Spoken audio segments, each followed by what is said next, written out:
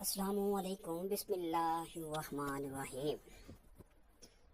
آج میری ویڈیو کا عنوان ہے کہ حضرت فاطمہ کی روح قبض کیوں نہ کر سکے۔ سرور کائنات، آقا دو جہان، محبوب رب کائنات حضرت محمد صلی اللہ علیہ وسلم نے فرمایا کہ قیامت کے دن تمام نسب منقطع ہو جائیں گے سوائے میرے۔ ہر بیٹے کی نسبت باپ کی طرف ہوتی ہے سوائے اولاد فاطمہ کے، کیونکہ ان کا باپ بھی میں ہوں اور ان کا نسب بھی میں ہی ہوں۔ ناظرین گرامی، ہمارے پیارے نبی صلی اللہ علیہ وسلم کی پیاری بیٹی اور لاڈلی بیٹی کے جن کے استقبال کے لیے نبی کریم صلی اللہ علیہ وسلم خود اٹھ کر اپنی چادر مبارک بچھا کر اپنی جگہ بٹھایا کرتے تھے، جن کے پیدا ہونے پر تمام جہان کی عورتوں کو عزت ملی، جن کی پرورش پر لوگوں کو پتہ چلا کہ بیٹیاں تو باعث رحمت اور عزت ہوتی ہیں، جن کے نکاح کا فیصلہ اللہ پاک نے کیا، جن کے بارے میں نبی کریم صلی اللہ علیہ وسلم نے فرمایا کہ فاطمہ میرا ٹکڑا ہے، جس نے اسے تکلیف پہنچائی اس نے مجھے تکلیف پہنچائی۔ اس ہستی کی روح کس نے قبض کی؟ کیا عام انسانوں کی طرح ان کے پاس پردے کا خیال کیے بغیر ملک الموت فرشتہ حاضر ہوا؟ آئیے پہلے تو آپ کو ملک الموت کا ایک واقعہ بیان کرتے ہیں کہ جب اس فرشتے سے سیدنا فاطمہ نے پردہ کیا تھا، حضرت بی بی فاطمہ فرماتی ہیں کہ میں حضور صلی اللہ علیہ وسلم کے سرہانے بیٹھی تھی کہ کسی شخص نے کہا السلام علیکم، اور پھر اندر آنے کی اجازت طلب کی۔ میں نے کہا اے اللہ کے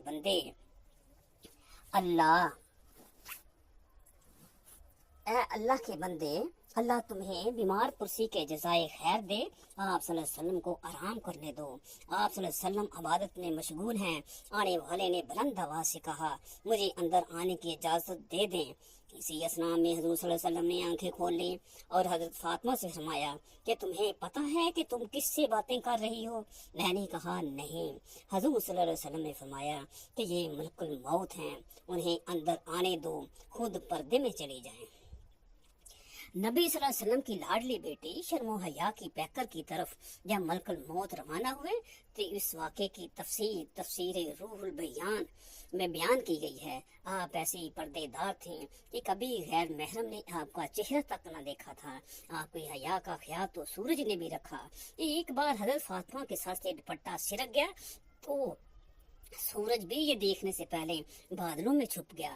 کبھی بھی ملائکہ بنا اجازت حضور صلی اللہ علیہ وسلم کے گھر میں نہ آئے اور کہ کہیں بے پردگی نہ ہو جائے۔ حضرت فاطمہ تو زہرا رضی اللہ تعالی عنہا پردے کی نہایت پابند تھیں اور حد درجہ حیادار تھیں۔ ایک بار سرور عالم صلی اللہ علیہ وسلم نے ان سے پوچھا بیٹی عورت کی سب سے اچھی صفت کون سی ہے؟ حضرت فاطمہ تو زہرا رضی اللہ تعالی عنہ نے عرض کی عورت کی سب سے اعلیٰ خوبی یہ ہے کہ نہ وہ کسی غیر مرد کو دیکھے اور نہ کوئی غیر مرد اس کو دیکھے۔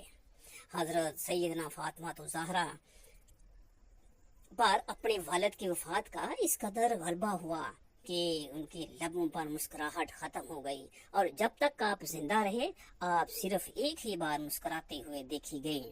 آپ کے مسکرانے کا واقعہ کچھ یوں ہے کہ حضرت سیدتنا خاتون جنت کو یہ تشویش تھی کہ عمر بھر تو غیر مردوں کی نظروں سے خود کو بچائی رکھا ہے، اب کہیں بعد وفات میری کفن پوش لاش پر لوگوں کی نظر نہ پڑ جائے۔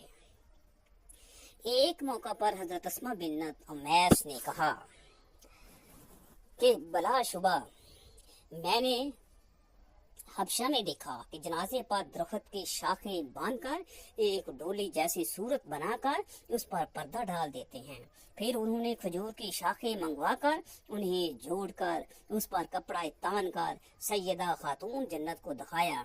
آپ بہت خوش ہوئیں اور لبوں پر مسکراہٹ آ گئی۔ حضرت ابو ایوب انصاری سے روایت ہے روز قیامت عرش کی گہرائیوں سے ایک ندا دینے والا آواز دے گا اے محشر والو، اپنے سروں کو جھکا لو اور اپنی نگاہیں نیچے کر لو تاکہ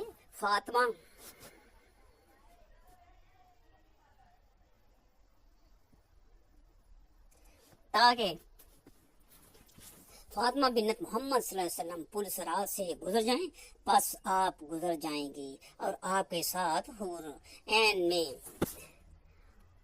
ऐन में से चमकती बिजलियों की तरह 70,000 खादमाएं होंगी।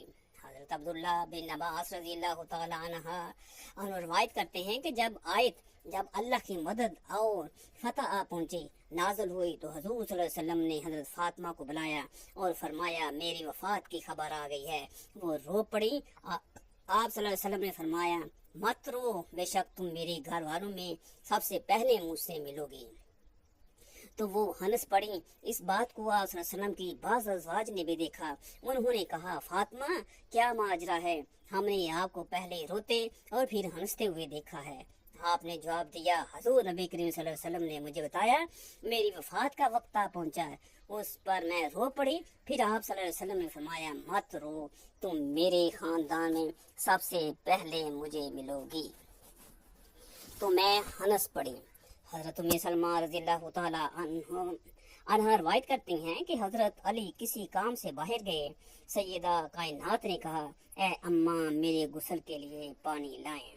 मैं पानी लाई। आपने जहाँ तक मैंने देखा बेहतरीन गुस्ल किया। फिर बोली अम्मा जी मुझे नया लिबास दें। मैंने ऐसा ही किया। आप किबलाए रुख होकर लेट गई, हाथ रुखसार मुबारक के नीचे कर लिया।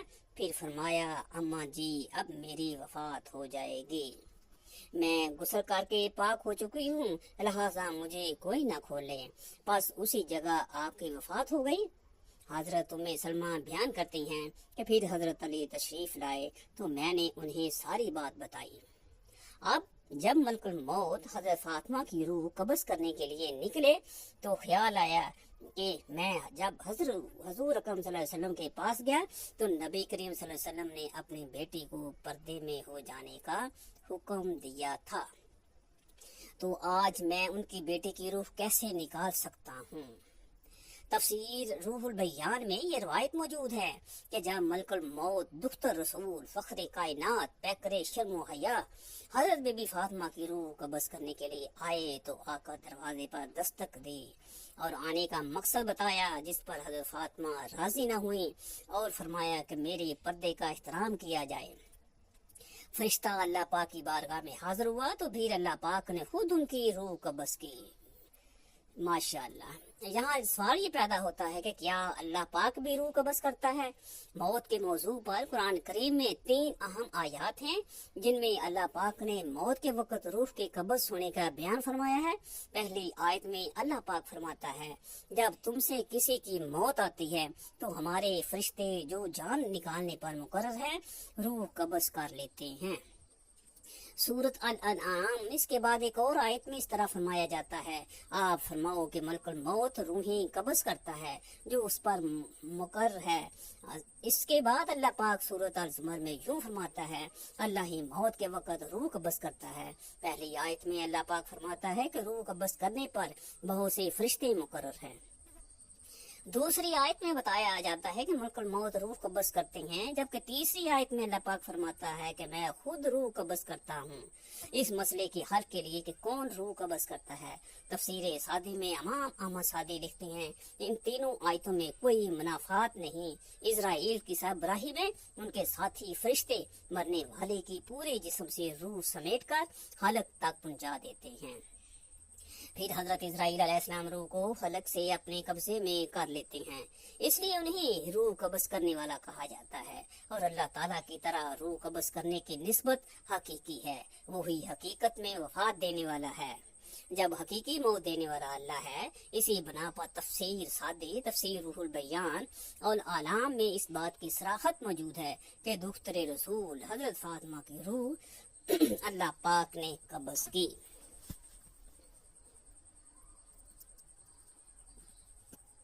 इसके साथ एक और छोटा सा वाक़या है कि कब्र में गरीब और अमीर का हाल। हजरत उमर बिन मुस्लिम का बयान है कि एक शख्स ने अपनी जिंदगी का वाक़या इस तरह बयान किया कि मैंने एक मरतबा 3 मुर्दों के लिए लगातार कब्रें खोदी। मैं वो 2 कब्रों को खोद कर तीसरी कब्र खोद रहा था। कि मुझे शदीद गर्मी महसूस हुई। मैंने कब्र पर कंबल डाल दिया और नीचे उसके साए में बैठ गया। इस दौरान मैंने ये अजीब मंजर देखा कि वो दो शख्स शाही घोड़े पर सवार होकर आए और पहली कब्र पर खड़े होकर एक शख्स ने दूसरे शख्स से कहा, लिख। दूसरे ने कहा, मैं क्या लिखूं? पहले शख्स ने कहा, लिख, एक ज़ीक तूल और एक ज़ीक अर्ज। इसके बाद ये दोनों शख्स दूसरी कब्र के पास आए और इस एक शख्स ने दूसरे से कहा, लिख। उसने जवाबन कहा कि मैं क्या लिखूं? चुनांचे पहले शख्स ने कहा कि लिख, मद्दे बसर तक, यानी ताजदारे निगाह। फिर दूसरी तीसरी कब्र के पास आए और मैं इसी के अंदर साए में था। एक ने दूसरे से कहा, लिख। दूसरे ने कहा, मैं क्या लिखूं? उस पर पहले शख्स ने कहा, लिख, शहादत की उंगली और अंगूठे के दरमियान का फासला। इस मंजर को देखने के बाद मैं बैठकर तीनों जनाजों का शिद्दत से इंतजार कर रहा था। चुनाचे एक जनाजा आया, उसके साथ बहुत कम आदमी थे। मैंने पूछा, ये किसकी मैयत है? लोगों ने बताया, ये एक अय्यालदार गरीब भिश्ती सबका है। इसने लोगों को पानी पिलाया है। इसके पास कोई माल नहीं है। हमने उसकी तजहीज़ व तकफीन का सामान कर दिया है। ये सुनकर मैंने कब्र खोदने की मजदूरी कहकर लुटा दी। इसके घर वालों पर खर्च कर दो और फिर उसको इसकी कब्र में दफन कर दिया गया। फिर दूसरा जनाजा आया। इस जनाजे के साथ सवाए उठाने वाले के और कोई न था। ये जनाजा इस दूसरी कब्र के पास आया जिसके बारे में दोनों सवारों ने ताजदारे नगाह कहा था। मैंने पूछा, ये किसका जनाजा है? लोगों ने बताया, ये एक मुसाफिर गरीबुल वतन है, नहायत बेकसी में एक घोड़े पर मरा पड़ा था। चुनाचे मैंने उसकी कब्र पर कोई मजदूरी ना ली और फिर वो दफन कर दिया गया। फिर तीसरे जनाजे के लिए इशा तक इंतजार किया। इशा के बाद एक जनाजा आया। मैंने पूछा तो लोगों ने बताया कि ये मशहूर और सरमायादार खानदान के मोतबर औरत का जनाजा है। इस जनाजे में काफी इज़्दिहाम था। ये औरत इस तीसरी कब्र में दफन कर दी गई, जिसके बारे में दोनों सवारों ने कहा था कि 2 उंगलियों के फासले के दरमियान इस कब्र की वुसअत है। एक मजूसी अमीरुल मोमिनीन हजरत उमर रज़ी अल्लाह तआला अन्हु की खिदमत में हाजिर हुआ। इसके पास 3 मुर्दा सरों की खोपड़ियां थी। उसने कहा, ए उमर, तुम्हारे साहब पैगंबर सल्लल्लाहु अलैहि वसल्लम फरमाते हैं कि जो शख्स इस्लाम के सिवा किसी दूसरे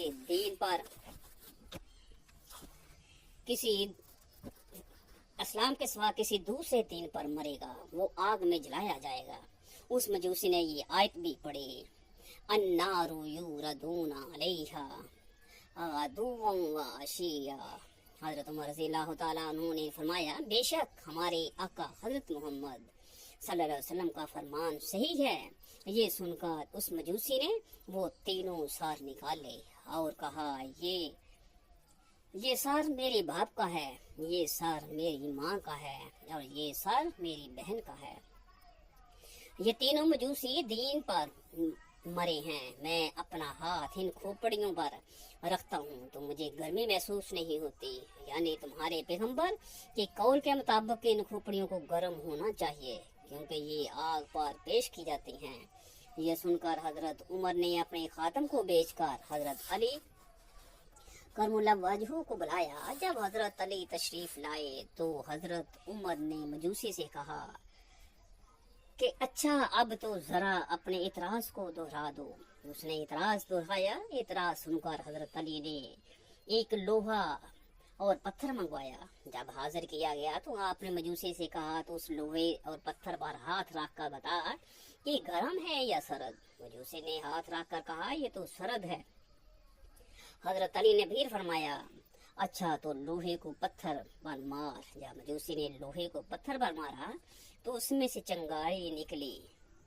इस पर हजरत अली ने मजूसी को मुखातब करके फरमाया, जिस तरह अल्लाह ताला ने अपनी कुदरत से ठंडे पत्थर और लोहे के दरमियान आग पैदा कर दी है, इसी तरह वो इस चीज पर भी कादिर है कि जिन खोपड़ियों में تجھ کو گرمی محسوس نہیں ہوتی تو ان کے اندر گرمی پیدا کر دی، اور تجھے محسوس اور معلوم نہ ہو رہی ہو۔ یہ کھوپڑیاں جن کو سرد محسوس کر رہا ہے ان کو اللہ تعالیٰ اس طرح آگ پر پیش کرتا ہے تو اس کی گرمی محسوس نہیں کرتا، حالانکہ وہ اللہ تعالیٰ کی آنکھ میں جلتی رہتی ہے۔